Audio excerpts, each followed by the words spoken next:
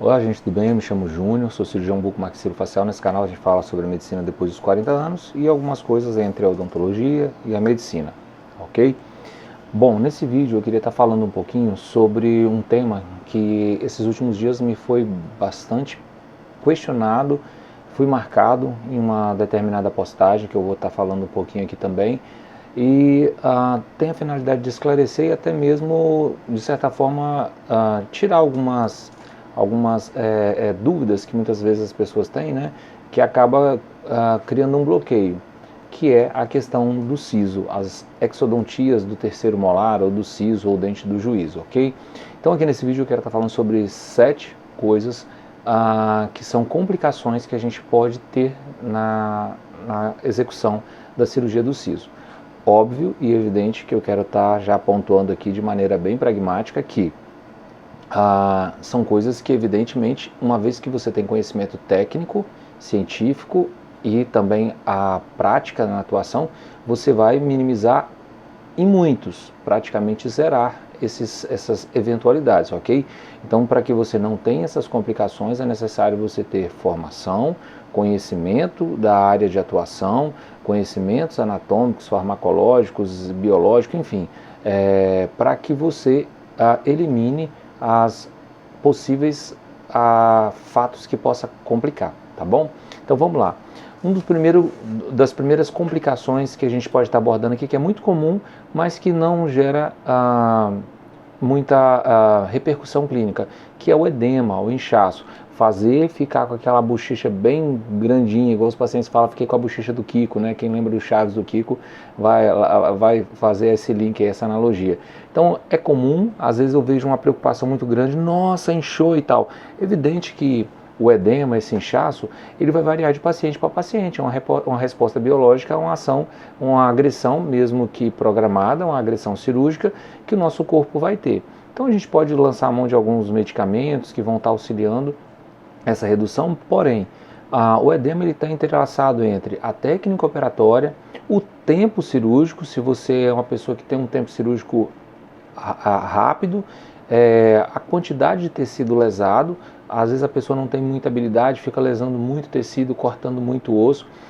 Então assim, eu posso falar de mim, eu mesmo no início, quando eu comecei há quase 25 anos atrás, como buco, eu tinha muito mais edema nos pacientes do que hoje, porque eu não tinha eu tinha conhecimento científico, mas não tinha habilidades ainda de estar praticando aquilo todos os dias. Hoje eu faço uma extração de siso muito rápida, com menos lesão tecidual, então o pós-operatório tem um edema muito mais reduzido do que 20 anos atrás, quando eu comecei. Eu gasto infinitamente menos tempo também. Então essa questão é importante, tempo e a abordagem cirúrgica. E outra é a questão do paciente, a resposta biológica do paciente. Outra coisa que eu quero abordar aqui é uma complicação, mas que não tem relevância significativa, ficar com equimose ou roxo na região. Isso também tem muito a ver com a questão do paciente. Alguns pacientes têm uma predisposição vascular ou até mesmo de coagulopatias, algumas coisas assim, digamos assim, que favorece formar aqueles roxos, né, formar uma equimose na região. Isso é comum, não é um bicho de 7 cabeças. Eu não me lembro a última vez que eu tive, como eu falei, a questão da abordagem da gente cirúrgica é muito rápido, com uma abertura pequena eu consigo fazer a cirurgia, a remoção, então isso tudo favorece edema, reduzir equimoses ou hematomas, tá bem? Então essa é uma segunda coisa. Uma terceira coisa que já é uma complicação, que aí a gente tem que ter um pouco mais de atenção e tem a ver também com fatores que você tem que coletar do paciente, que é a hemorragia. A hemorragia é uma complicação que já não é aceitável, digamos assim, como o edema e como a equimose.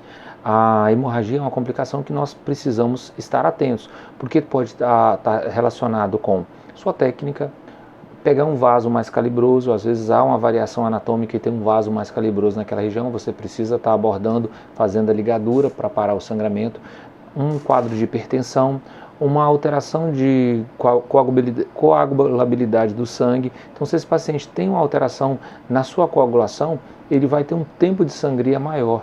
Isso precisa ficar bastante atento para que no pós-operatório, principalmente, não haja nenhuma intercorrência. Outro fato também é na forma da sutura. A sutura não é só para fechar necessariamente, mas ela também vai auxiliar nessa hemostasia, para parar o sangramento. Então, uma boa sutura, uma abordagem de fechamento, de coaptação das bordas da ferida, isso é muito importante. Então, essa é uma terceira coisa que aí vai do profissional que você está indo, da experiência dele e tudo mais, e dele também analisar o quadro do paciente antes, que é algo que pode ser previsível com uma boa anamnese, tá ok? Outro fato que eu queria estar falando, fora isso, é a parestesia.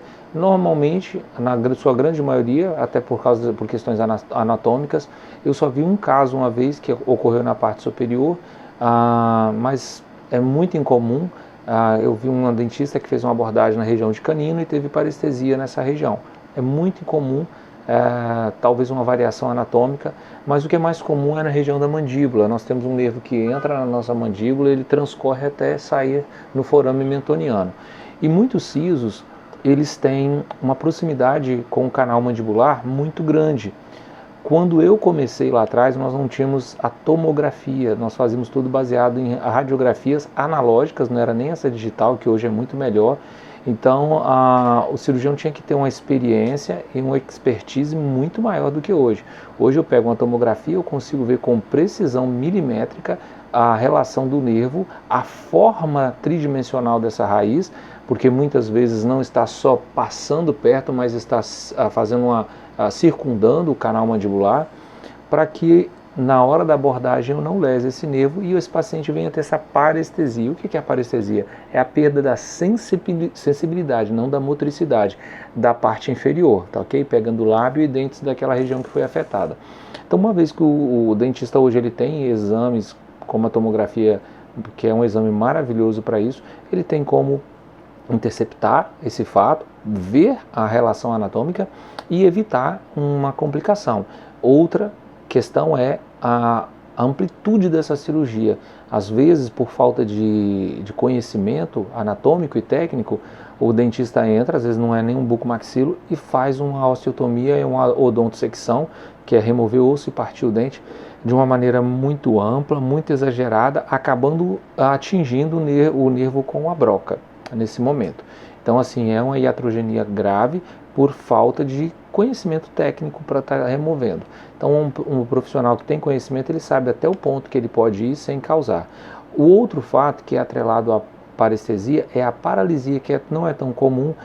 Eu vi um caso de uma dentista há quase 20 anos atrás, que ela foi extrair um siso e ela pegou o nervo lingual, que é um nervo que passa perto do siso, só que pela parte interna da mandíbula.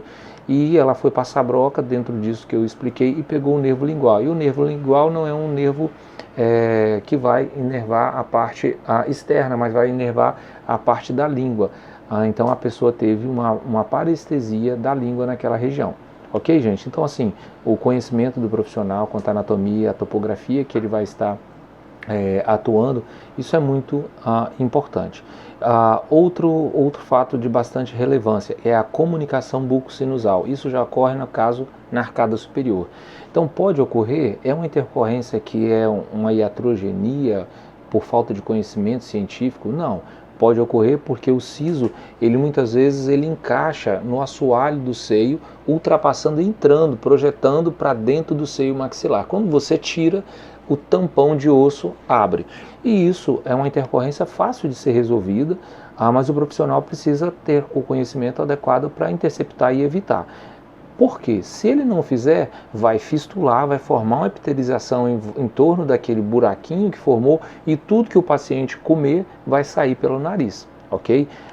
É uma intercorrência até simples de se resolver, mas o profissional precisa ficar atento com essa relação do siso com o seio maxilar, tá joia? E uma outra abordagem que eu gostaria de estar falando, que é algo que às vezes as pessoas ficam muito preocupadas, a cirurgia de siso pode causar morte.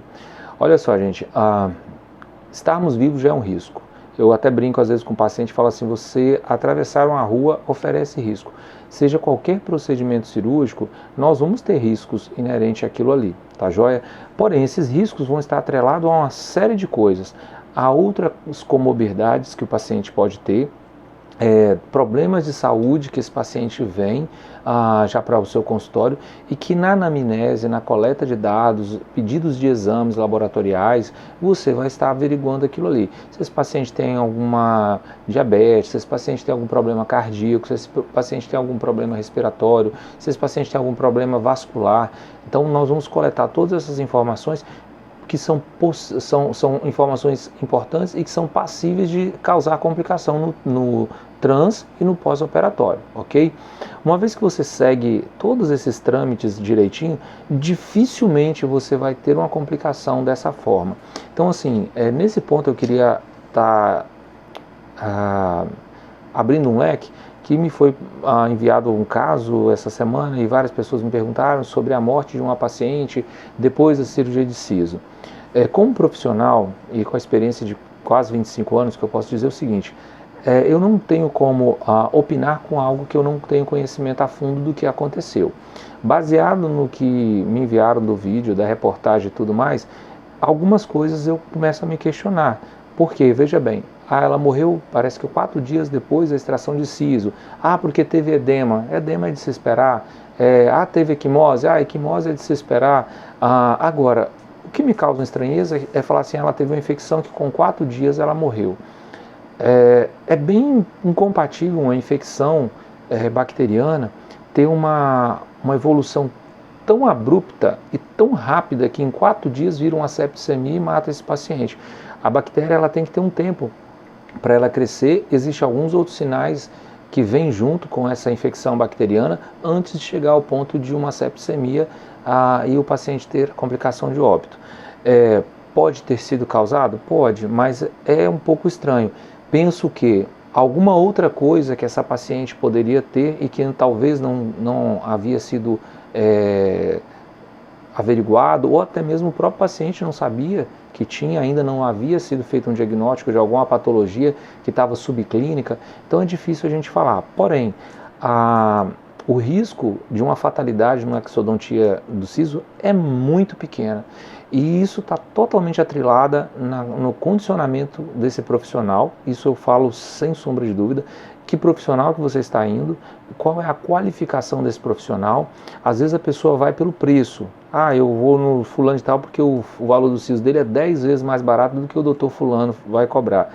Mas qual é essa qualificação? Qual é o ambiente que essa pessoa está fazendo a cirurgia, materiais que está sendo usado, às vezes uma coisa simples, mas por exemplo, sugador descartável, muitos lugares não usa, e é o sugador que ele é esterilizado, internamente não consegue se limpar, e eu já vi vários casos de infecção grave causada por bactéria que ficou alojada dentro do sugador, isso a nível hospitalar e até de consultório também. Então, assim, uma série de coisinhas que não dá para a gente responder. O que eu posso dizer é que fiquem tranquilos, a extração de siso é uma extração, uma cirurgia que tem um nível de complexidade nesse ponto bem tranquila, não é algo exorbitante, deve-se avaliar a condição clínica do paciente, o histórico, uma boa anamnese, para que você remova ou remova as possíveis causas que pode ser potencial de complicação, ou que você também venha até não fazer a cirurgia, porque o risco aumentado, os riscos-benefícios não vai ser muito coerente, tá joia? Mas de modo geral isso está muito atrelado ao profissional que você está fazendo a sua escolha, a capacitação dele, se ele é um especialista, o ambiente que ele está fazendo a cirurgia, se é um ambiente séptico ou asséptico, né? Se ele tem um nível de esterilização adequado, nível de contaminação cruzada, enfim, isso que é de bastante relevância. Eu acho que muito mais importante que preocupar com o risco nessa cirurgia é o profissional que você está escolhendo, porque esse profissional vai determinar se o risco está lá em cima ou está lá embaixo, para essa cirurgia ou para qualquer procedimento, né, gente? A gente vê tantos procedimentos sendo feitos aí, até na parte médica, que pessoas têm complicação porque vai fazer no fundo de quintal, com profissionais que não é nem médico, não é nem qualificado, principalmente voltado para estética. Então, assim, procure um bom profissional, que tenha conhecimento e formação e vá tranquilo. Eu, graças a Deus, nunca tive nenhuma complicação desse tipo, sou extremamente minucioso na minha anamnese e a gente consegue peneirar e afunilar os problemas para que você remova, para que você evite complicações mais graves dessa forma, tá bem, gente? Espero que eu tenha ajudado. Qualquer dúvida, estamos aí. Coloque seus comentários. Você tem medo? Você acha que tem alguma complicação? Já passou por alguma complicação desse jeito? Correu tudo bem? Deixa aí nos comentários, é bom. Eu gosto de estar lendo, gosto de estar ouvindo vocês. Valeu, gente. Forte abraço, até a próxima.